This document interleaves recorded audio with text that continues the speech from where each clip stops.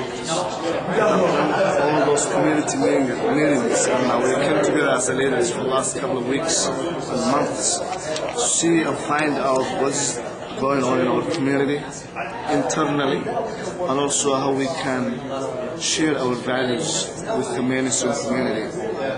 We are part of the community. We are part of the community. We are public. We are part of the public. So how we can make sure that message is going out to the communities, especially Minnesota. It's our home, and it's the largest Somali community in America, where they call home is Minnesota. This name of Minnesota is all over around the world when we talk about Somalis.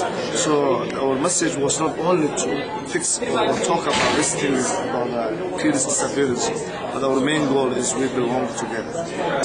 That kind of conversation, be part of. So that was what united us to become a strong community, to have a peace in this country and this state. Now I have in this home, we do Somali National Alliance voter engagement and civil engagement work, and as a grassroots organized organization.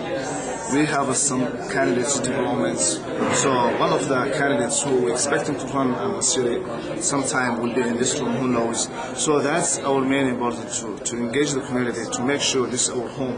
Let us participate and practice democracy. So it's all about practicing democracy while we're here today. And that's what we also trying to engage more and continue this kind of legacy, not just being isolated from the rest of the world and the rest of the Venezuelans, but show them we are part of it. And we're expecting also to bring more allies and more coalitions next meetings, not only for Somalis but also on the mainstream community. So are you worried about the public perception? Is that the reason you held the conference? I think one of it could be when you see all those just things going on in our communities. So it's good to community themselves and the leaders to come out and share their values of the mainstream and say, hey, this is who we are. We're not hiding anything. We're just trying to bring our voice to the table and make sure to engage also the rest of the Venezuelans. So that's how I'm saying. Citizen, we have obligation to take the leadership. We're good citizens. We live last 15 years in this country. We're educated, and I think we can make a difference. We can speak our community, not only our community, but all the community. We're here to live American dream. We go to school, we have a family, we have kids, we work very hard, and I think we are good citizens. Not only two individuals cannot make this country and go back and participate for civil war. No. But couldn't the same be said for the young men who left before they went to high school here, they were good citizens, and then they were recruited in as terrorists? Absolutely. You can say that, but you have to go deeply on why they make that decision. If you look, a lot of young people today, they don't have no parents, they don't have no job, they don't have a road model. That's why they're making bad decisions. And right now, I think the community is a very good wake-up call for that. And we're working on very hard to make sure our kids should not make that bad decision again. Yeah, what specifically are you doing in your community to make sure that they're not recruited? I think right now what we're doing is we're watching all our leaders, what they're saying, their action, and I think what they're doing is they really are helping young people. If you look for the statistic, our leaders, you can see thousands young people. They educated, they make sure they go to university, they make the right decision, they got a family, they got a kids, and I think a lot of leaders are doing a very, very good job. But also I want to mention individual. Talking about the bad in our community, they should answer this question: what do they do for the community? Not only saying bad thing. What do they do? They do nothing. They do nothing. And sometimes they go to the media, they go to the newspapers, and they mention some points, and that is not fact. We know the fact, and we know the fact. I think that's what it is. What is your full name? My name is Mohamed Cali. I'm a director of Somali American Community. I'm a student for graduate student in Hungary, and we're really helping the community, not only our community, but also the people live with us also. And your full name? My full name is Hashi, Shafi. I'm executive director of the Somali National Alliance.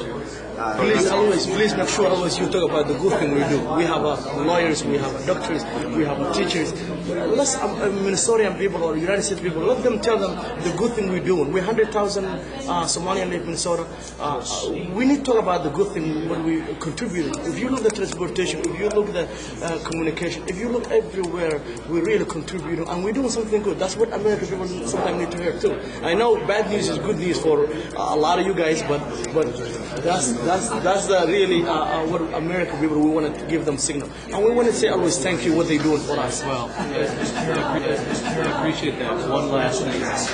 When he started to mention the other voices out there in the community, I noticed you tapped him. You didn't want him to say too much about it. Are you personally concerned with the other voices who have said, look, there's no way these guys didn't know about the recruitment of these young men? They've been on record saying that. What's your concern? I believe person, if somebody knows something, we need that person to come up. Absolutely. But if you don't know anything, we have to stop finger pointing to each other, especially to our leaders. One fact also is, one thing I love really, we always say God bless America because we have voices.